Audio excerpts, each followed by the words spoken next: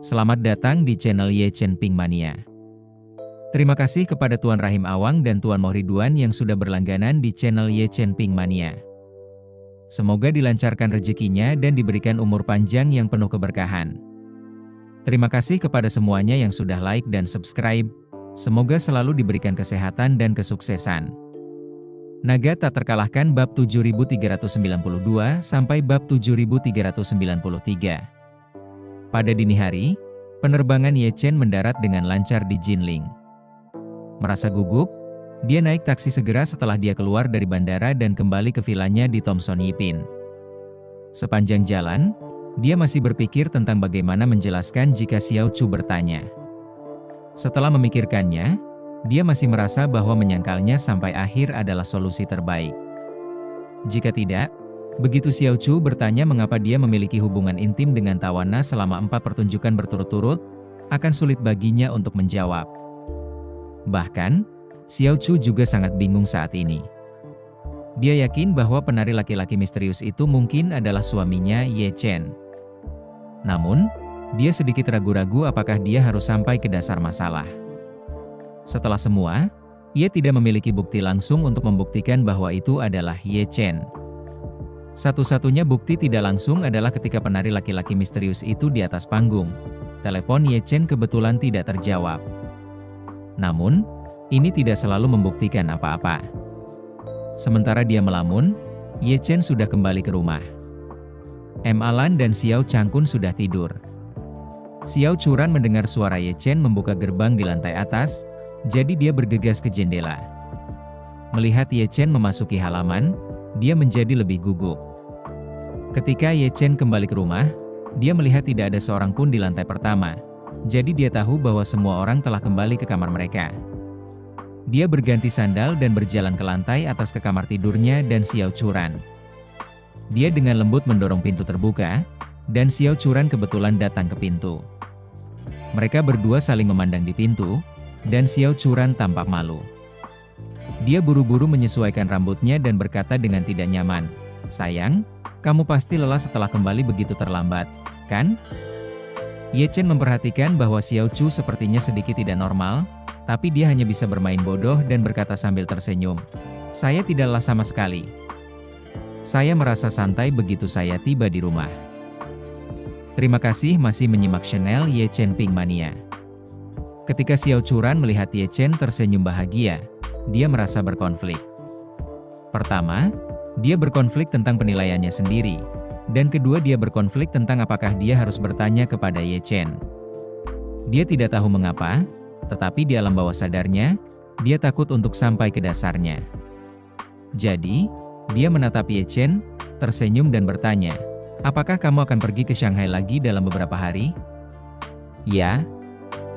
Ye Chen mengangguk, "Jika Anda mengambil uang seseorang, Anda harus melakukannya sampai akhir." Xiao Chu berkata dengan sedikit kesusahan, "Terima kasih atas kerja kerasmu, mandilah dan istirahatlah lebih awal." Melihat Xiao Churan tidak berniat mengajukan pertanyaan kepadanya, Ye Chen merasa sedikit lega. Setelah mandi, ketika ia keluar dari kamar mandi, Xiao Churan sedang berbaring di tempat tidur membaca buku.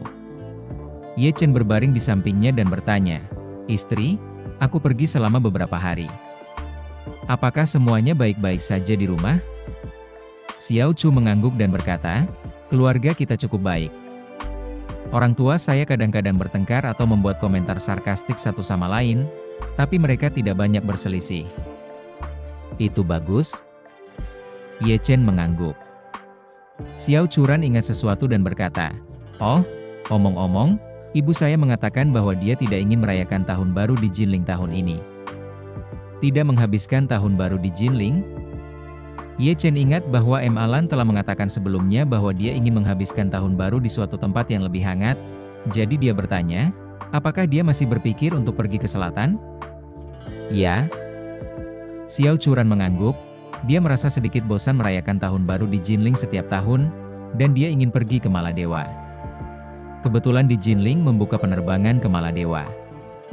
Berita lokal selalu didorong 2 hari ini, dan dia kebetulan melihatnya, jadi dia tergoda. Kemudian Xiao Churan berkata, ada 2 penerbangan pulang pergi per minggu. Kita bisa terbang ke sana pada tanggal 28 dari bulan lunar ke-12 dan kembali pada tanggal 3 bulan lunar pertama. Dia ingin aku meminta pendapatmu. Ye Chen bertanya sambil tersenyum. Ibu, apakah kamu ingin kamu bertanya padaku? Atau dia ingin kau membujukku?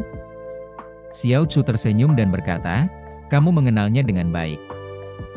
Dia hanya ingin aku membujukmu, mengatakan bahwa keluarga kita belum benar-benar pergi berlibur. Ye Chen berpikir tentang pengaturan berikutnya. Nian Gen benar-benar tidak memiliki sesuatu yang istimewa untuk dilakukan yang mengharuskannya tinggal di negara ini. Karena Xiao Churan mengatakan kepadanya ini, itu membuktikan bahwa dia pasti sudah dipindahkan, kalau tidak dia akan langsung menolak Alan. Jadi dia berkata dengan riang, oke, ayo pergi. Terima kasih masih menyimak channel Ye Chen Pink Mania. Xiao Chu tersenyum dan berkata, karena kamu setuju, saya akan mengambil beberapa waktu hari ini untuk membuat panduan untuk melihat pulau mana yang memiliki nilai terbaik untuk keuangan. Ye Chen melambaikan tangannya. Lupakan saja, suamimu telah menghasilkan begitu banyak uang, kamu masih ingin meneliti pulau dengan nilai terbaik untuk uang? Jangan pergi ke satu dengan nilai terbaik untuk uang, mari kita pergi ke yang paling mahal. Setelah mengatakan ini, tanpa menunggu Xiao Churan untuk mengungkapkan pendapatnya, dia berkata tanpa keraguan, istri, saya akan mengurus masalah ini, kamu tidak perlu khawatir tentang hal itu. Xiao Chu tahu bahwa dia memang telah menghasilkan banyak uang dengan mencari master Feng Shui di mana-mana selama periode ini. Biaya penampilan terendah dimulai pada 1 juta. Kali ini, pendapatan akan lebih tinggi dengan bekerja sama dengan Tawana. Sebuah keluarga beranggotakan 4 orang akan pergi keluar untuk beberapa hari liburan, dan itu hanya akan menelan biaya beberapa ratus ribu paling banyak. Karena dia memiliki niat ini, dia mungkin juga membiarkan dia mengatur segalanya. Jadi, Xiao Churan tersenyum dan berkata, kalau begitu aku tidak akan khawatir tentang apapun dan hanya menunggu suamiku mengatur semuanya. Ye Chen menyadari bahwa dia baru saja lulus ujian, dan merasa jauh lebih nyaman. Dia tersenyum dan berkata, jangan khawatir.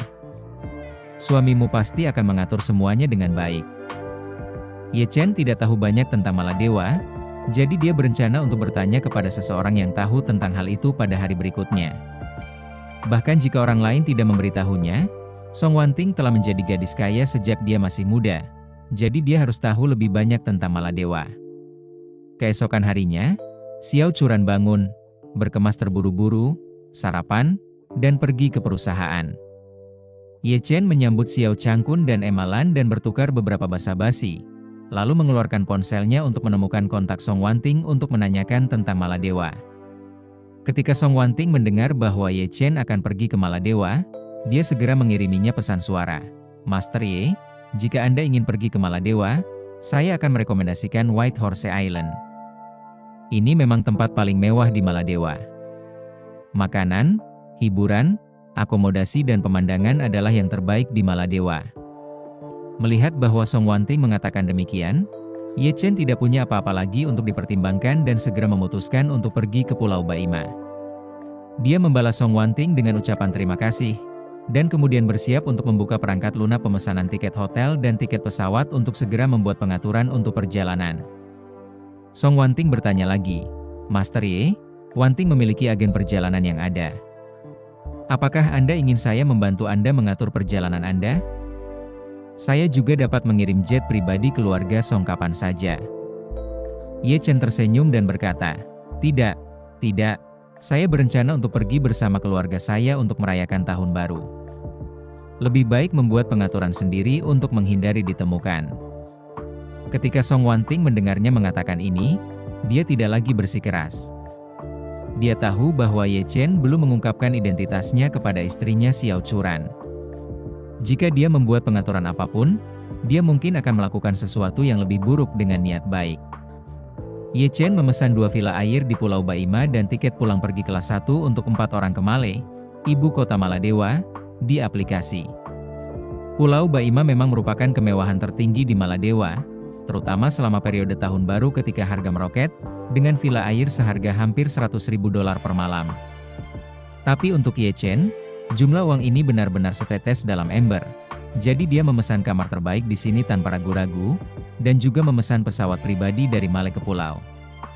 Berkat pengenalan dan konfirmasi dari kenalan yang dapat dipercaya, Ye Chen membuat keputusan dengan sangat cepat tanpa gerakan yang tidak perlu. Dan dia bahkan tidak membaca pengenalan Pulau Kuda Putih. Pulau Kuda Putih ini milik kelompok barang mewah terbesar di dunia. Bos dari kelompok ini adalah Bernard Elno, yang ditipu sampai mati oleh berbagai trik alokasi Ye Chen di pelelangan pil permajaan. Bersambung.